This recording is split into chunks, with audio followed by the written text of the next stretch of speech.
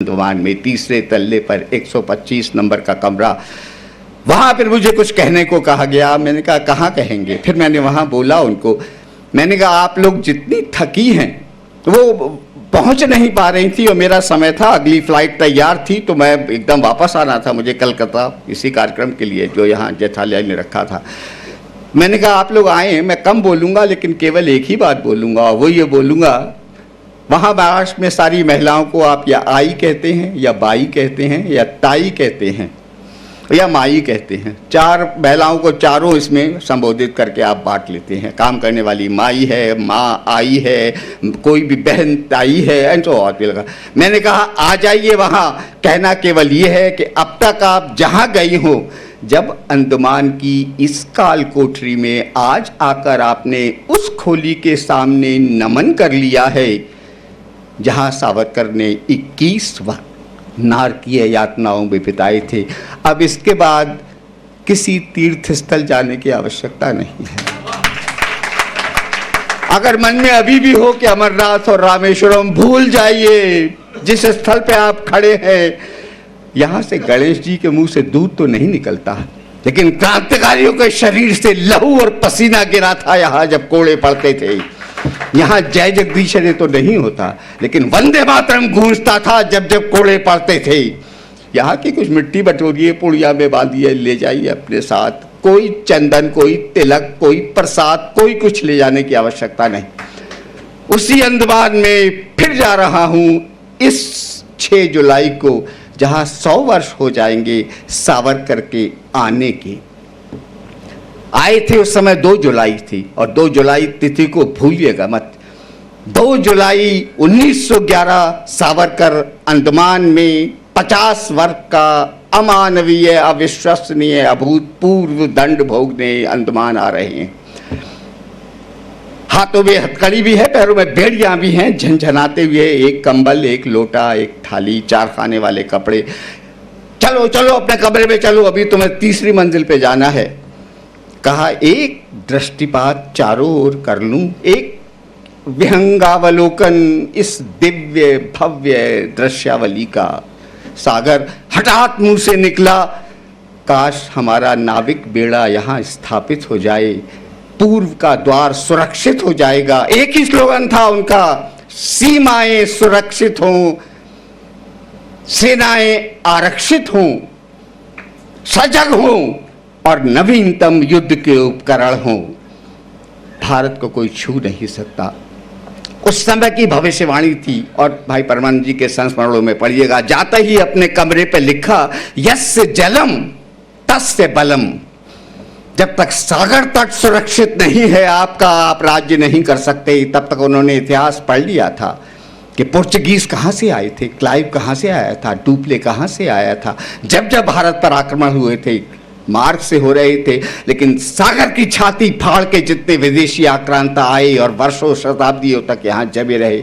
सागर तट को संभालो, इन मूर्खों ने नहीं ध्यान दिया।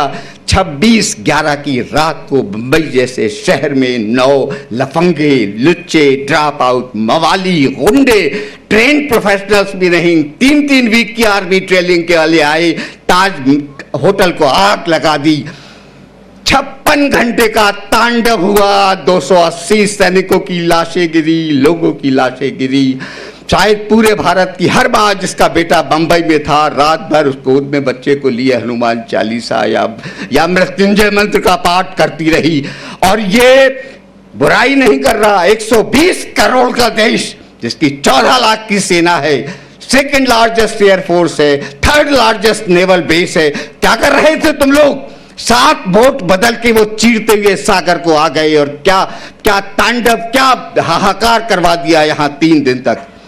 कारण तुम्हें अपने सागर के तट की रक्षा करने नहीं आई। जो सावर लिख रहा था, यस्य जलम तस्य बलम, उस पर ध्यान नहीं दिया तुमने। क्यों शिवाजी ने अपने आधे से ज्यादा दुर्ग सागर की रक्षा और सागर के तट पर बनाए?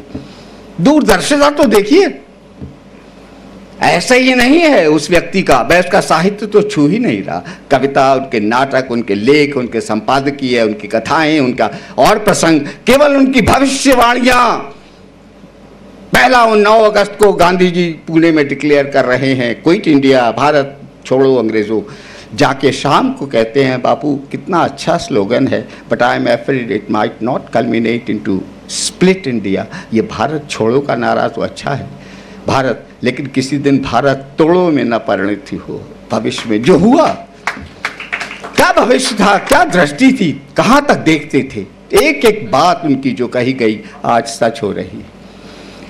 और एक 2 मिनट का प्रसंग के उस यातना, उस पीड़ा, उस वेदना, उस कष्ट में भी कोई साहित्य रच रहा है। शाम को लथपथ खून से, पसीने से 5 बजे पहला भोजन, भोजन में कीड़े या कीड़ों में भोजन, खाने के बाद कोई अपने कमरे में जाकर कहाँ सोएगा। 9 बजे उठा के 5 बजे पहला भोजन मिलता था, 8 घंटे के बाद जब तेल की मात्रा नाप ली जाती थी और कभी 22 से ऊपर नहीं गए, जिसका अर्थ ये था कि 7-8 कोड़े नंगी पीठ पर हर रोज खाना और हर वंदे मातरम पर उद्घोष हर कोड़े पर, और कहा माँ ये तेरा प्रसाद है, ये तेरे लिए है, इसका स्वागत है।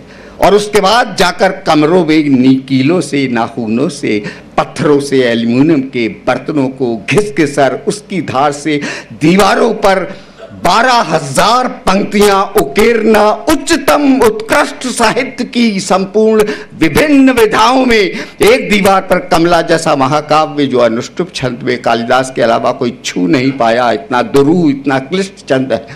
दूसरे पर आत्मकथा, तीसरे पर मैं उपला, चौथे पर अपना जीवन का विवरण।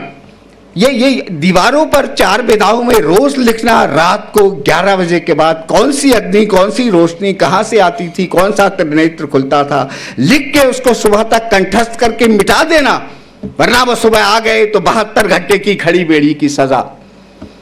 जानते हैं उस व्यक्ति का अंतिम स्वप्न क्या था? उस खड़ी बेड़ी के 72 घंटे ऐसे खड़े हो दीवार के साथ, रात यहीं काटो, दिन यहीं काटो। सजा ये कि तुमने पैर से उस दिन एक चिट्ठी लिख के दूसरे कैदी के पास क्यों भेजी थी, और वहां भी किसी व्यक्ति का चिंतन, ये क्या कहेंगे इसको, कल्पना के परे है ये बात कि वो व्यक्ति वहां खड़े खड़े पहला दिन पहली रात 2 घंटे खड़े रहे। हाँ, 72 घंटे भूख प्यास नहीं, नीचे रोटी डाल दी गई, सूखी हुई रोटी एल्यूमिनियम के बर्तन में, झुक के खा सकते हो, कुत्ते की तरह तो खाओ। पहला दिन निकला, दूसरा दिन निकला, तीसरा दिन, ये 1914 का प्रसंग है जब युद्ध के बादल मंडरा रहे हैं, शुरू हो चुका है। वहां खड़े हुए, तीसरा दिन अभी शुरू हुआ है, दूसरा दिन, 4 दिन थे तीर पूरे, खड़े होके सुबह जब सूर्य की ओर देखकर एक झिरी में से सूर्य की स्तुति कर रहे हैं, सूर्य की नमस्कार सुभाषदा, तो एक छोटी सी बुलबुल उनके कमरे में आ जाती है। प्रसंग देखें, पूरी परिस्थितियों के परिवेश में प्रसंग देखें और उसकी गहनता, उसकी मार्मिकता, उसकी और उसके पीछे यह बात नहीं है कि आपकी पीड़ा कितनी है, कितनी गहरी है। बात यह होती है कि उस पीड़ा की गहनता को आप कितनी सहजता से पीते हैं, मुस्कुराते हुए। कांटा लग जाता है तो आप रो पड़ते हैं, चोट लगती है रो पड़ते हैं, और कहीं आप कितनी बड़ी पीड़ा को, आप पीड़ा में आनंद जैसे हो आए मेरी मधुशाला, या तुझको पीड़ा में है ढूंढा तुझ में ढूंढूंगी पीड़ा, ये वचन महादेवी हैं। It's now how great the sufferings are. What depends upon you is how greatly you suffer them. आप दुख को एक नया आयाम देते हैं, एक नई गरिमा देते हैं, एक नया रूप देते हैं। दुख भी खुश हो जाता है कि यार मुझे इतनी शान से झेला इस आदमी ने। You give sufferings a dignity, a sublimity, a profundity.